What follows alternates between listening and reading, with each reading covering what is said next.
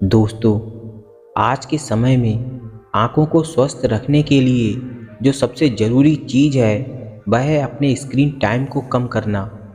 ज़्यादातर लोग सुबह उठते ही अपने फ़ोन के मैसेज चेक करते हैं और फिर पूरे दिन, यहाँ तक कि देर रात तक मोबाइल या लैपटॉप की स्क्रीन में चिपके रहते हैं। बहुत सी स्टडीज़ ने ये प्रूव किया है, मोबाइल, टीवी, लैपटॉप की स्क्रीन से निकलने वाली लाइट हमारी आँखों को नुकसान पहुँचाती है। इसलिए आप एक ऐसा रूटीन बनाएं जिससे आप अपनी आँखों की रोशनी बढ़ा सकते हैं। तो चलिए दोस्तों, कहानी शुरू करते हैं। एक व्यक्ति जो अपनी आँखों को लेकर बहुत परेशान रहता था, एक ऋषि के पास आता है जो कि आयुर्वेद के बहुत बड़े ज्ञाता थे। व्यक्ति ऋषि को प्रणाम करता है और कहता है, गुरुवर, मैं अपनी आँखों को लेकर बहुत परेशान हूँ। मेरी आँखों की ज्योति दिन प्रतिदिन कम होती जा रही है। मुझे चीज़ें धुंधली दिखाई पड़ने लगी हैं। कई बार तो मेरी आँखों के नीचे खुजली और जलन के साथ तेज दर्द होता है और बहुत ज़्यादा आंसू भी निकलते हैं। गुरुवर, संक्षेप में कहूँ तो मेरी आँखें समय से पहले ही मेरा साथ छोड़ने लगी हैं। कृपया आप मुझे कोई एक ऐसा समाधान बताएं जिससे कि मैं अपनी आँखों की रोशनी को पुनः प्राप्त कर सकूं और आँखों की इन सभी समस्याओं से हमेशा हमेशा के लिए छुटकारा पा सकूं। उन मुनि ने व्यक्ति की समस्याओं को बड़े ही ध्यान से सुना और फिर कहा, हमारे आयुर्वेद में आँखों के इलाज से संबंधित एक पूरा उपनिषद लिखा गया है जिसका नाम है चक्षु उपनिषद। इसके अलावा भी महर्षि वाग्भट जैसे कई आयुर्वेदिक चिकित्सकों ने आँखों के इलाज से संबंधित कई नियम बताए हैं, जिनमें से कुछ प्रमुख नियमों के बारे में आज मैं तुम्हें बताऊंगा। उन नियमों का पालन करने से सिर्फ कुछ ही हफ्तों के अंदर तुम अपनी आँखों की रोशनी में एक आश्चर्यचकित कर देने वाला परिवर्तन देखोगे। और अगर तुम लंबे समय तक इन नियमों का पालन करते हो तो तुम्हारी आँखों की सभी बीमारियाँ जड़ से खत्म हो जाएंगी और तुम्हारी आँखें हमेशा हमेशा के लिए स्वस्थ बनी रहेंगी। आँखों के उपचार के लिए आयुर्वेद का पहला नियम है, सुबह उठते ही बिना कुल्ला किए अपने मुंह की लार को आँखों में लगाना। तुम जैसे ही सुबह उठते हो, बिस्तर पर बैठे बैठे ही अपने मुंह की लार को अपनी उंगली में ले लो और इसे अपनी आँखों की कोर में काजल की तरह लगाओ। यही सबसे सरल और रामबाण इलाज है। असल में हमारी लार में वह सभी तत्व पाए जाते हैं जो मिट्टी के अंदर होते हैं। तो जब हम सुबह की लार को अपनी आँखों में लगाते हैं तो हमारी आँखों को वह सभी पोषक तत्व मिलने लगते हैं जो इसे स्वस्थ बनाए रखने के लिए ज़रूरी है। आँखों को स्वस्थ बनाए रखने के लिए आयुर्वेद का जो दूसरा नियम है, अपने मुंह में पानी भरकर आँखों में छींटे मारना।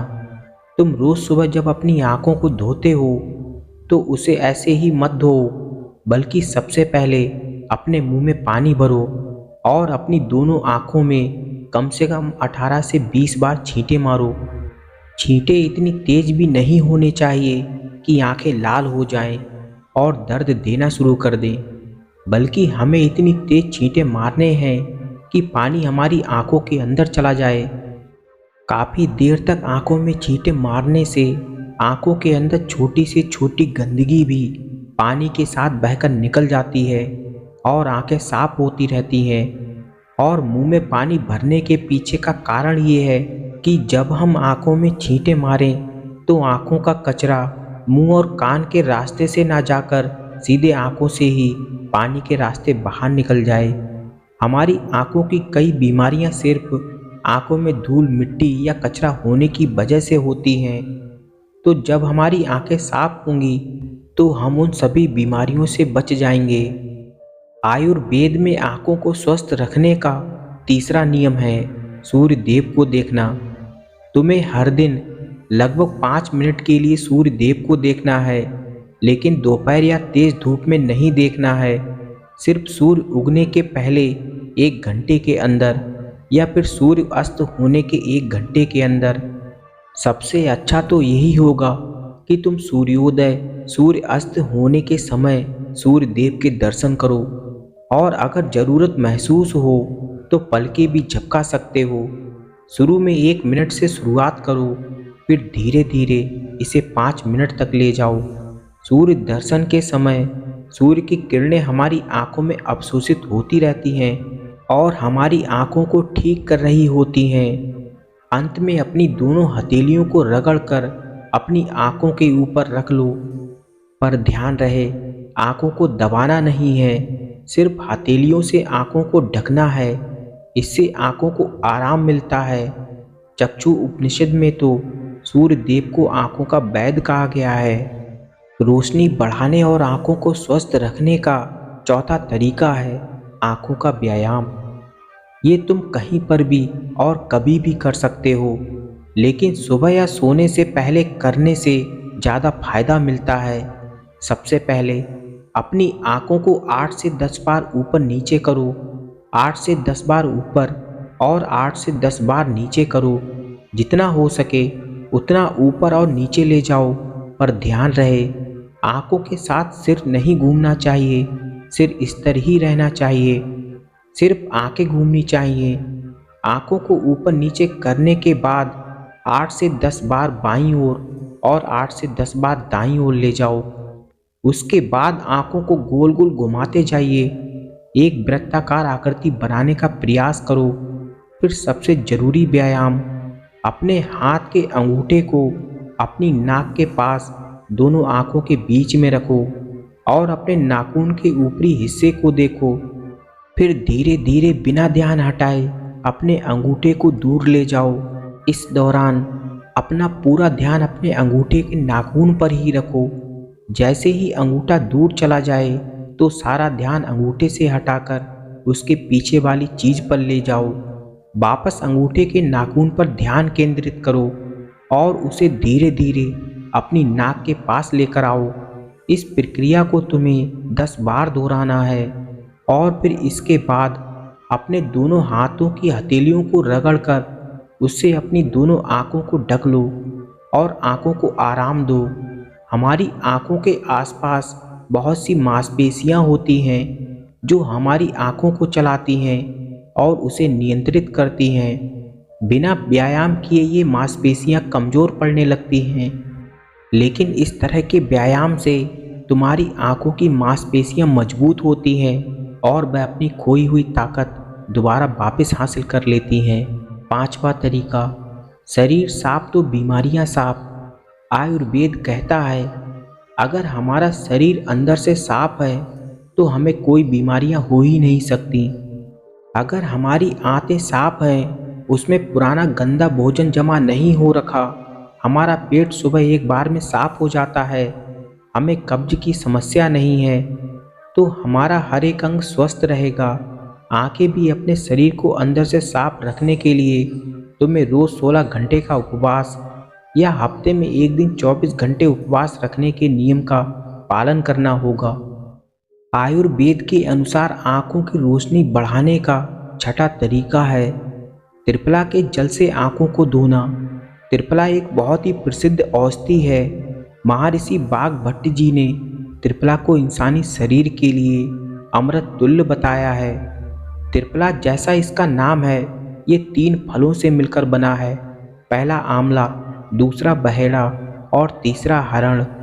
त्रिफला बनाते समय इन तीनों की मात्रा को ध्यान रखना अति आवश्यक है।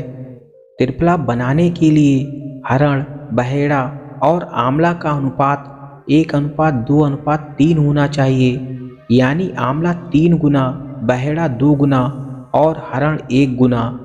इन तीनों को सुखाकर इनके बीज निकालकर पीस के अच्छे से मिला लेना चाहिए। इस तरीके से त्रिफला चूर्ण तैयार हो जाता है। किसी मिट्टी के बर्तन में 1 चम्मच त्रिफला चूर्ण 2 गिलास पानी में रात में भिगो दो और सुबह उसे छानकर उसके पानी से आंखों को धो। ऐसा करने से बहुत तेज़ी से आंखों की सभी समस्याओं में आराम मिलता है और आंखों की रोशनी बहुत तेज़ी से बढ़ती है। त्रिफला ना सिर्फ आंखों के लिए बल्कि हमारे शरीर के लिए भी बेहद फायदेमंद है।